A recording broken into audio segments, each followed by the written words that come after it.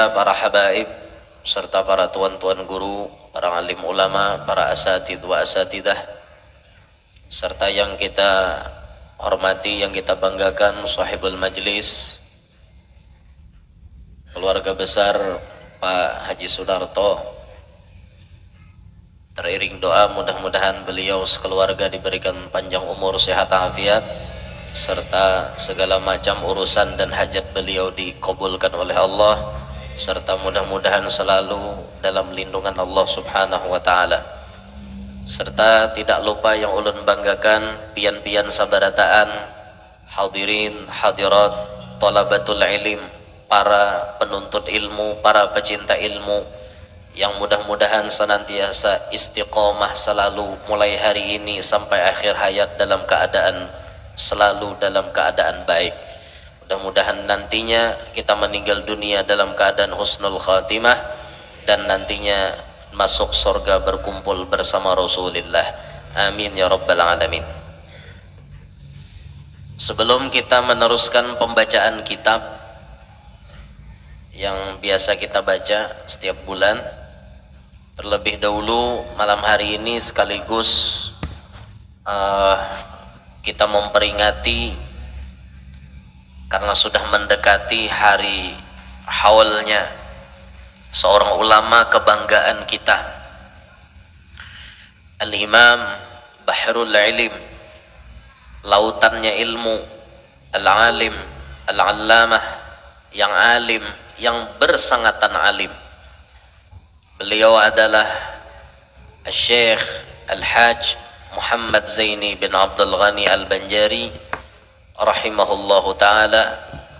Mudah-mudahan Allah ta'ala selalu mencucurkan rahmat kepada beliau dan keberkahan beliau Allah alirkan kepada kita-kita sabarataan. Amin ya rabbal alamin. Bapak ibu sekalian, ketika kita mendengar ada orang sukses, apakah pian terpaku memandang seseorang yang sukses itu ketika suksesnya aja? Kira-kira lamun orang cerdik, lamun orang cerdas, lamun orang pintar yang pandai berpikir, inya kada mau memikirkan hanya melihat orang itu sudah sukses, suksesnya aja dilihat. Orang pintar kada mau kayak itu. Orang yang pintar pasti memikirkan, sebelum sidin ini sukses, sidin apa nang digawi, apa nang diusahakan sidin, apa nang diamalkan sidin, apa nang dituntut sidin, sehingga sidin bisa menjadi orang hebat seperti itu. Orang pintar, orang cerdas, orang cerdik memikirkan hal demikian. Kita bisa kayak orang wali itu. Misal kita nih memasang cita-cita, aku hendak jadi nang kayak guru sakumpul juga. Kawalah, kawa. Pintu kawalian itu terbuka 24 jam loh. Lalaki bibini, tuha anom, siapapun, kawa hendak jadi wali. Kawa kita hendak menuruti, aku hendak menuruti suksesnya abah guru. Kawa, asal kita mau berusaha mencek bagaimana jalan yang ditempuh oleh beliau menuju kesuksesan. Kita bisa jadi orang siddiq, sehingga disebutkan oleh ulama kita, man nadhara ila bidayatir rijal sara siddiq. Siapa yang memperhatikan perjalanan orang-orang wali, orang-orang soleh, inya pun kawa jadi orang wali, inya pun kawa jadi orang soleh. Tapi jalannya nadhar ila bidayah, memandang kepada permulaan. Nah, nang permulaan ini nang kita cari cilai. Kayak apa kisahnya guru sakumpul itu jadi wali? Nah, jalannya permulaan ini nang kita cari. Jangan maitihin sidin gandalnya aja. Bahja sidin tuh jadi wali besar, jadi ulama besar, disegani di mana-mana. Itu sudah suksesnya nang kayak itu. Sebelum sidin sukses kayak apa? Ini yang kita kaji. Apa yang digawi oleh Abah Guru sebelum beliau sukses. Satu yang bisa kita ambil kesimpulan daripada perjalanan hidup Sidin, satu, beliau ini terlahir memang dari keturunan orang saleh dan salehah. Ini satu dulu faktornya. Kenapa Abah Guru bisa jadi orang wali? Kenapa Abah Guru bisa jadi orang hebat? Satu, karena memang beliau keturunan orang-orang hebat. Abah Sidin turunan Datuk Kalampayan. Pian tahu sabarataan Datuk Kalampayan itu kayak apa? Datuk Kalampayan itu setiap kali terdapat Lailatul Qadar, doa beliau napa? Ya Allah, berikan kepada ulun anak cucu yang alim lagi zahid. Alim berpengetahuan agama, zahid tidak cinta kepada dunia. Itu doanya Datuk Kalampayan. Dan itu diijabah oleh Allah. Datu ketika hidup umur Sidin sampai 108 tahun kurang lebih. 108 tahun umur Datuk Kalampayan, Sidin bisi anak 30, bisi cucu sampai ke bawah daripada cucu. Bahasa Banjarnya buyut. Buyut itu artinya ke bawah pada cucu. Bahasa Jawa apa tak? Ke bawah pada cucu. Buyut juga lah. Nah, sampai ke buyut Datuk Kalampayan tuh masih hidup. Totalnya 114 orang. Dari anak 30, bini Sidin nang terhitung 11, anak Sidin 30, tapi dari 11 itu ada nang kada anak. Anak Sidin 30, baisi cucu sampai ke buyut totalnya 114 orang. Buyut itu berdapat lawan datuknya. Nang kayak Datuk Abu Tolhah di Tenggarong, Datuk Abu Hamid Ujung Pandaran Sampit Kalimantan Tengah, Datuk Ahmad Balimau Kandangan, Datuk Muhammad Arsyad Lamak Pagatan Tanah Bumbu, kemudian Datuk Taniran Kandangan. Ini buyut. 5 wali besar ini buyutnya Datuk dan sempat mengaji dengan Datuk. Turunan orang hebat. Terus ke bawah, ke bawah, ke bawah, ke bawah.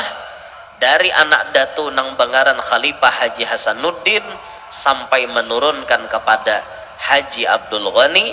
Kemudian Haji Abdul Ghani kawin dengan Hajjah Masliyah, melahirkan putra yang namanya Syekh Muhammad Zaini. Abah Guru sekumpul. Satu, kunci kesuksesan Sidin, memang Sidin keturunan orang hebat. Nih faktor keturunan. Satu. Tapi yang perlu digarisbawahi oleh pian, faktor keturunan tidak serta-merta dan tidak semuanya mempengaruhi kepada seseorang. Bisa jadi turunan orang baik kemudian hasilnya kada baik. Bisa. Abahnya alim jar, umahnya alim, anaknya bungol. Maulah? Mau. Karena faktor keturunan ini tidak menjamin 100%. Tidak menjamin 100%. Tapi kebanyakan bila keturunan orang hebat, jadinya hebat juga. Itu. Nah, makanya Bapak Ibu, Nabi itu memadahi kita napa? Nang lalakian nih. Nabi memadahi kita napa? Jangan asal-asalan memilih wadah gasan malabuh badih. Paham lalakian malabuh badih? Maksudnya mencari bini, cari paungnya nang harat. Paung, nang ngerti lah paung. Bibitnya tuh mun kawa bibit unggul. Lain bibit unggul nang disalahgunakan, lain lah. Nyawa ini banyak juga bibit unggul. Sabulan bah kawin beranak. Bibit unggul lah kita. Itu bibit unggul. Ngarannya lain bibit unggul. Sabulan bah kawin beranak.